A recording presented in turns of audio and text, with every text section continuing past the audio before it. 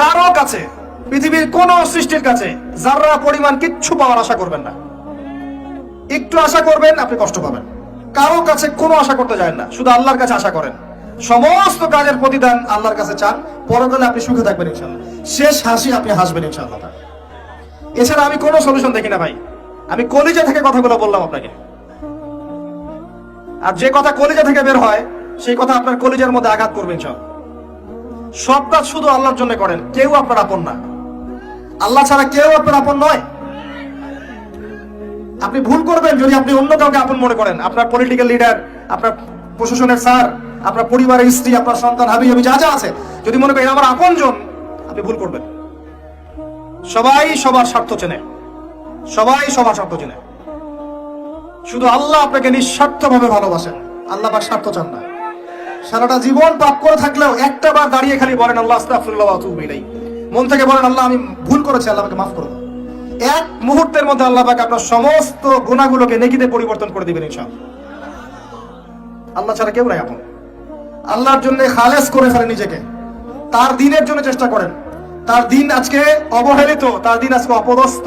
সারা বিশ্বের বুকে আজকে মুসলিমরা নির্যাতিত, নিপীড়িত। দিনকে এগিয়ে নেওয়ার জন্য কিছু করেন। আপনার ক্ষুদ্র ক্ষুদ্র প্রচেষ্টা ইনশাআল্লাহ আগামী দিন ইসলামের বড় বিজয় নিয়ে আসবে। দিনের জন্য খালেস করে ফেলেন নিজেকে। আপনার সময় আছে এখন, জ্ঞান অর্জন করেন, জ্ঞান অর্জন করেন, পড়াশোনা করেন, আলেম ওলামার কাছে গিয়ে ক্লাসিক্যাল বইগুলো পড়েন, প্রজেক্ট রেডি করেন, দাওয়াতি কাজ করেন, বই লিখেন, বক্তব্য দেন, দিনের জন্য করেন। আপনাকে আপনার দুনিয়া আল্লাহ গুছিয়ে দিবেন ইনশাআল্লাহ। দুনিয়া আল্লাহ গুছিয়ে দিবেন ইনশাআল্লাহ। আপনি দিনের জন্য খালেস করে ফেলেন নিজেকে, আল্লাহ দিনের হয়ে যান। এবং দুনিয়া যে কাজগুলো করবেন শুধু আল্লাহ সন্তুষ্টির জন্য করবেন, কারো কাছে কিচ্ছু পাওয়ার আশা করবেন না। দেখবেন ইনশাআল্লাহ আপনি সুখে থাকবেন। একটা পর্যায়ে গিয়ে নূহ আলাইহিস সালামকে বলতে হয়েছে রব্বি আন্নী মাগলুবুন ফান্তাসির। আল্লাহ 950 বছর দাওয়াত দিলাম, মানুষ কথা শুনে না, মানুষ শুনেই না। 950 বছর দাওয়াত দিলাম, আল্লাহ আমার পরিবারের লোকও কথা শুনে না। আল্লাহ আমি পরাজিত, তুমি আমাকে সাহায্য করো।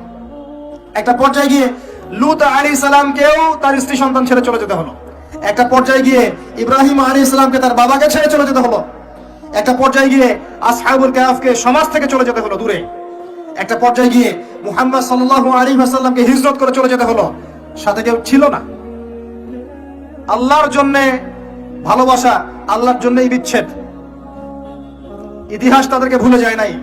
তো একটা পর্যায়ে গিয়ে মানুষ যখন আর পারে না, তখন প্রয়োজনে একা আল্লাহকে নিয়ে থাকতে হয়। এটাই আল্লাহ পাকের মারিফতের সর্বোচ্চ লেভেল। আল্লাহকে নিয়ে থাকেন, ইনশাআল্লাহ আপনি ভালো থাকবেন। রাসূলকে নিয়ে থাকেন, ভালো থাকবেন।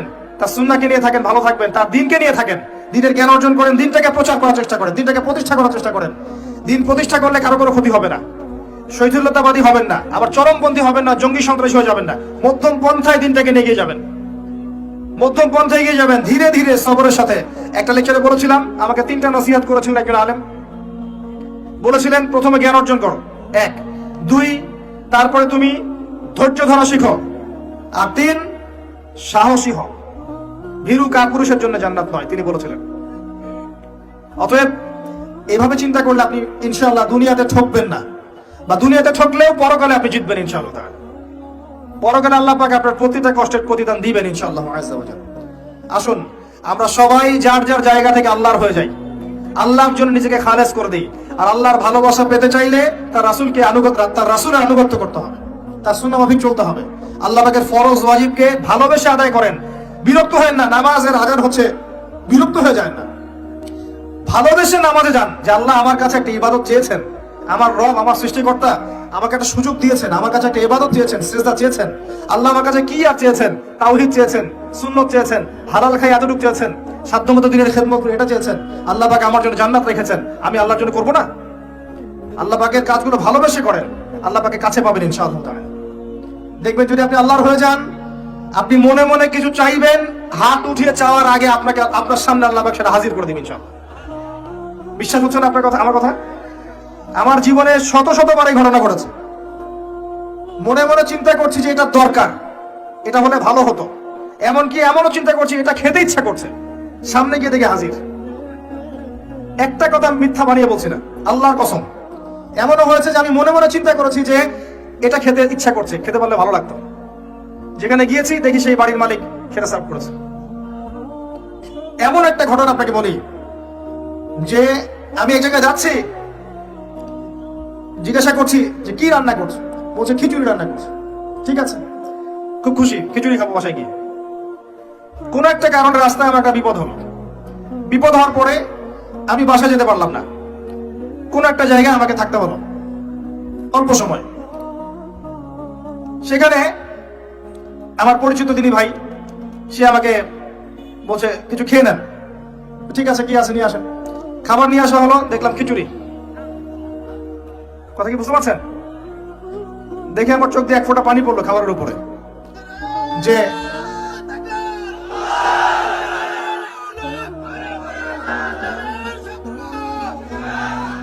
দাঁড়ান, আল্লাহ পাক এতই কাছে, এতই কাছে। যদি আপনি আল্লাহর হয়ে যান, আল্লাহর জন্য খালেস করে ফেলেন নিজেকে, আপনি দেখবেন আপনি যা চাচ্ছেন আল্লাহ পাক আপনার মনের কথা শুনে নেবেন, আপনার সামনে হাজির করে দিবেন ইনশাআল্লাহ। কিচ্ছু ভাববেন না, আল্লাহকে ছাড়া কোনো দিকে ভাবার দরকার নাই। আল্লাহর দিন আজকে একটা চরম অবমাননাকর জায়গার মধ্যে আছে, আপনি বুঝতে পারছেন না। দুই চোখ দিয়ে দেখেন, সারা বিশ্বের প্রেক্ষাপটের সাথে মুসলিমদের অবস্থা মেলান, দেখবেন আমরা সে আগের জায়গায় নাই। আমাদের অবস্থা এখন ভালো নয়, প্রত্যেকটা দিক থেকেই ভালো নয়। ধর্মের ক্ষেত্রে নাই, ইকোনমিক্সে না, পলিটিক্সে না, জিও পলিটিক্সে না, সোশ্যালি না, সংস্কৃতিতে না, কোনো ক্ষেত্রেই নাই। আমরা সে আগের জায়গায় নাই এখন আর। এই জায়গায় রিগেইন করতে হলে আমাদেরকে বেসিক কাজগুলো করতে হবে। আবার নামাজি হতে হবে, আমাদেরকে আবার রোজা রাখতে হবে, আবার দিনের খেদমতের চেষ্টা করতে হবে, কোরআন শিখতে হবে, আবারও সুন্নায় ফিরে আসতে হবে। ইনশাআল্লাহ তাআলা দেখবেন আস্তে আস্তে আস্তে আস্তে এমন প্রজন্ম গড়ে উঠবে যারা ইসলামের পতাকা নিয়ে সামনে এগিয়ে যাবে ইনশাআল্লাহ। আসেন, আপনাকে আমি পারিবারিক বিষয়গুলো আর বেশি বলতে চাচ্ছি না আজকে। আরেকদিন ইনশাআল্লাহ আমি টোটাল লেকচারটাই আদর্শ ইসলামিক পরিবার এবং সমকালীন ফিতনাগুলোর উপর দিব ইনশাআল্লাহ। সামনে যান, ফিতনা আপনার অর্থনীতির মধ্যেও আছে। খুব কম মানুষ আছে আমাদের এখানে যারা অর্থনৈতিক জীবনে হালাল খাচ্ছে, ম্যাক্সিমাম সুদ খাচ্ছে। অনেকেই ঘুষ খাচ্ছি আমরা, অনেকেই দুর্নীতি করছি, অনেকে ঠকবাজি করছি, অনেকে মানুষের হক নষ্ট করছি না? কারো রিজিকে যদি একটা টাকা এরকম হারাম চলে আসে, এই রিজিক দিয়ে আল্লাহর ইবাদত করলে ইবাদত কবুল হবে না। খুব সাবধান। নবীজি আগেই বলেছিলেন সাল্লাল্লাহু আলাইহি ওয়াসাল্লাম, যে সুদ খায়, যে সুদ দেয়, যে সাক্ষী থাকে, যে লিখে রাখে, সবাই সমান অপরাধী। দিব্যি আমরা খাচ্ছি। নবীজি বলেছিলেন সাল্লাল্লাহু আলাইহি ওয়াসাল্লাম, যেটা মায়ের সাথে জেনা করার মতো অপরাধ এবং আল্লাহ এবং তার রাসূলের সাথে যুদ্ধ করার মতো অপরাধ, দিব্যি আমরা খাচ্ছি, দিব্যি খাচ্ছি। পরোয়াই নাই কোনো। এক দিরহাম সুদ খেলে নবীজি বলেছেন সাল্লাল্লাহু আলাইহি ওয়াসাল্লাম 36 বার জেনার পাপ হয়, 36 বার। দিব্যি খাচ্ছে, কোনো পরোয়া নাই। তবে আলহামদুলিল্লাহ এখন এই কথাগুলো শুনে অনেক মানুষ সুদি কারবার থেকে সরে এসেছেন, আমি জানি। আমি দোয়া করি মন থেকে আল্লাহ পাক তাদেরকে বেহিসাব রিজিক দান করুন। রিজিকের মালিক কে ভাই? আমি যদি মনে করি যে আমি সুদি কারবার না ছাড়লে আমার রিজিক কমে যাবে, তাহলে আমি মনে করছি রিজিকের মালিক আমি নিজেই, তাই নয় কি? আল্লাহর উপর তাওয়াক্কুল করে ছেড়ে দিয়ে দেখেন, আল্লাহ পাক আপনার জন্য আসমান জমিনের বরকতের দরজা খুলে দেবেন ইনশাআল্লাহ। বিশ্বাস করছেন না আমার কথা? রিজিক কার হাতে? সমুদ্রের নিচে কোটি কোটি মাখলুক আছে, কে খাওয়ায়? এই জমিনের উপরে কোটি কোটি কীটপতঙ্গ আছে, কে খাওয়ায়? আপনি কি 10টা হাতির দায়িত্ব নিতে পারবেন? এই শত শত হাতিকে কে খাওয়ায়? গবাদি পশুকে কে খাওয়ায়? জীবজন্তুকে কে খাওয়ায়? এই পৃথিবীতে কোনো মানুষ না খেয়ে মারা যেত না যদি তারা আল্লাহর বিধান অনুযায়ী অর্থনৈতিক জীবন পরিচালিত করত। যদি ওরা সুদ না খেত, সুদ খাওয়ার পর রিজিক কমে গেছে, আর তারা যদি যাকাতটা ঠিক মতো দিত, তাহলে দেখতেন দারিদ্রতা বলে কিছু থাকতো না। ধনী গরিব থাকতো, কিন্তু সবাই একটা সাম্যাবস্থায় থাকতো, কেউ একেবারে নিষ্পেষিত হতো না। কারণ যাকাত এবং ব্যবসার মধ্য দিয়ে টাকা পয়সা ঘুরতে থাকে, এক হাত থেকে আরেক হাতে যেতে থাকে।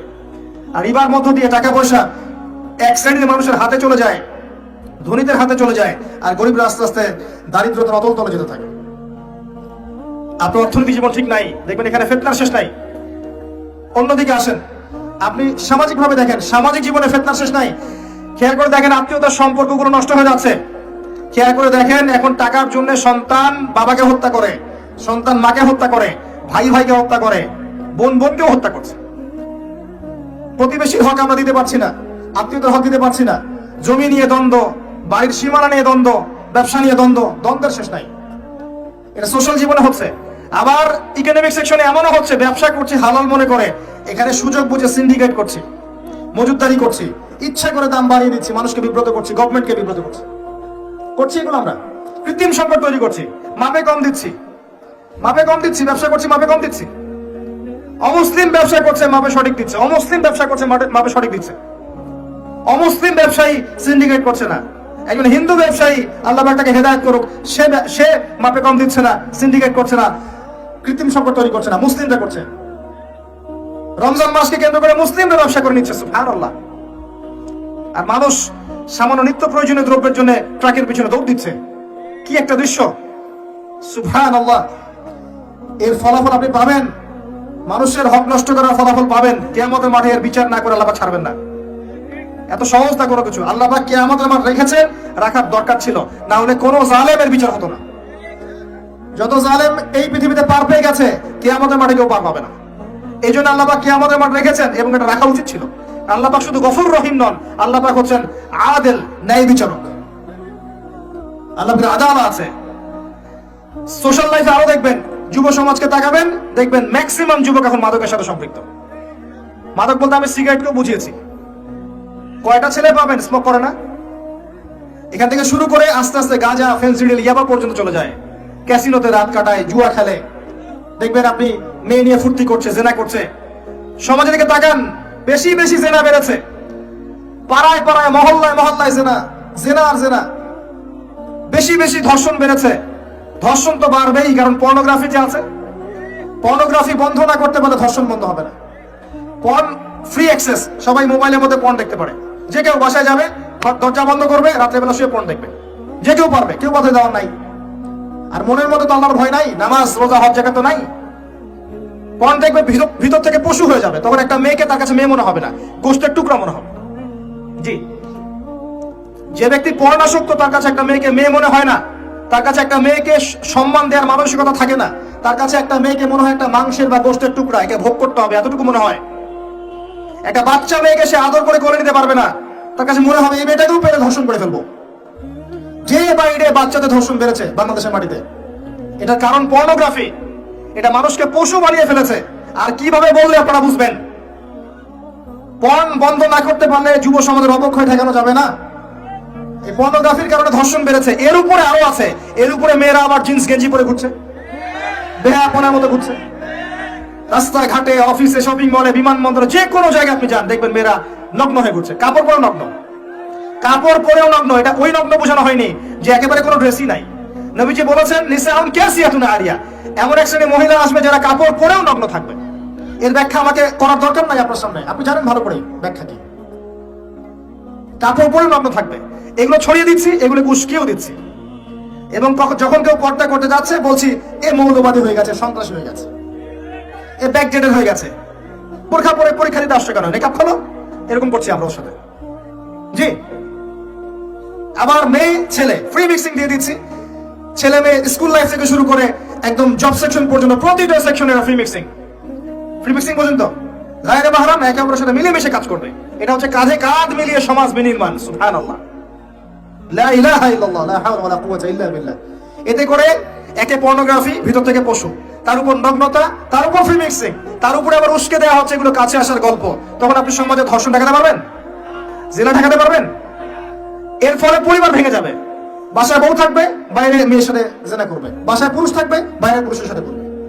এই হলো সামাজিক কাঠামোর অবস্থা।